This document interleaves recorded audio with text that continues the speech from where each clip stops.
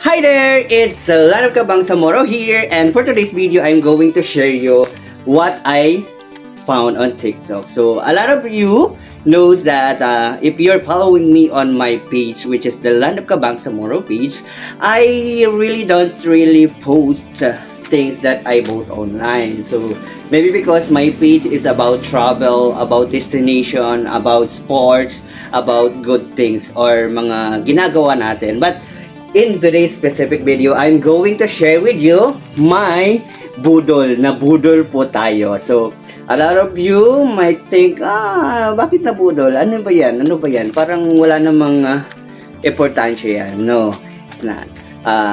Actually, I was scrolling in TikTok and was able to find someone who is well-known na po in social media. So, ayun po, meron po ako nakitang sinishare niya mga video about tips on financial freedom, paano makapag-save, paano magkaroon ng makaipon, maka-invest, and so many things about financial freedom, magkaroon ng maraming pera.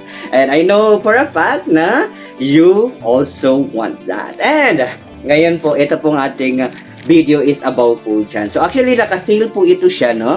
So, 2 libro na po ito for 135 pesos. Actually, dapat 190 ang isa, kaya lang naka-sale. And meron pang bonus na 1 libro. So, for 2 libro na po siya, 135 lang po. Ayan, naka-sale sa TikTok. So, kung gusto niyo malaman ito, panoorin natin ang video natin. And of course, you may also try to find the TikTok shop po ni Sir Chinky.